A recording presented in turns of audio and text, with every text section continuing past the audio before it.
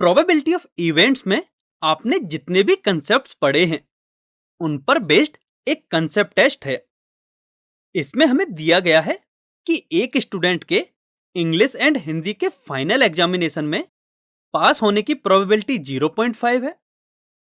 किसी भी सब्जेक्ट में पास ना होने की प्रोबेबिलिटी 0.1 एंड इंग्लिश एग्जामिनेशन में पास होने की प्रोबेबिलिटी 0.75 है। तब इसके हिंदी एग्जामिनेशन में पास होने की प्रोबेबिलिटी हमें फाइंड करनी है। तो अब मैं चाहूंगा कि आप इस क्वेश्चन को खुद से सॉल्व करने की ट्राई करें। So please pause the video here and take 4 minutes to solve this question.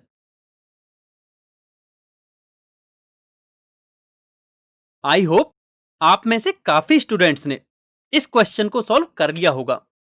तो चलिए अब इसका सॉल्यूशन डिस्कस करते हैं। माना इवेंट एच स्टूडेंट के हिंदी एग्जामिनेशन में पास होने को, इवेंट ई स्टूडेंट के इंग्लिश एग्जामिनेशन में पास होने को रिप्रेजेंट करता है। तब हमें इवेंट एच एंड ई की प्रोबेबिलिटी 0.5 के इक्वल गिवन है, अर्थात probability of H intersection E is equal to 0.5।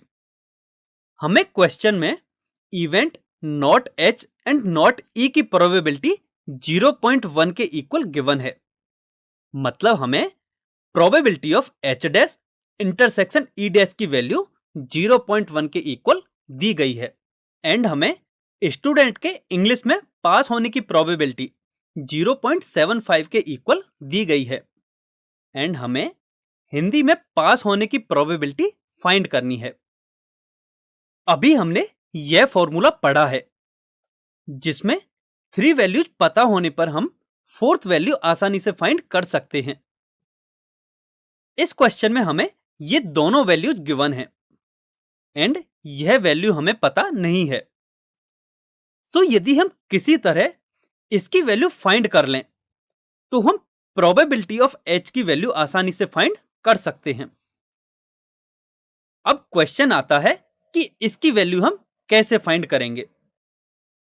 Question में हमें यह वैल्यू गिवन है जिसे हम कुछ इस प्रकार भी लिख सकते हैं, क्योंकि हम जानते हैं कि A dash intersection B dash is equal to A union B का होल डैश होता है। तो अब इस इक्वेशन में लेफ्ट हैंड साइड की वैल्यू 0.1 के equal and right hand side को हम कुछ इस प्रकार लिखते हैं।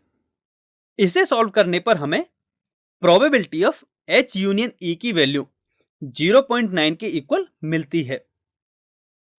अब सभी रिक्वायर्ड वैल्यूज को इस फॉर्मूले में सब्स्टिट्यूट करने पर हमें यह मिलता है, जिसे आगे सॉल्व करने पर हमें probability of H is equal to 0.65 मिलता है एंड यही हमारा फाइनल आंसर है। इस टॉपिक की ओवरऑल समरी कुछ इस प्रकार है।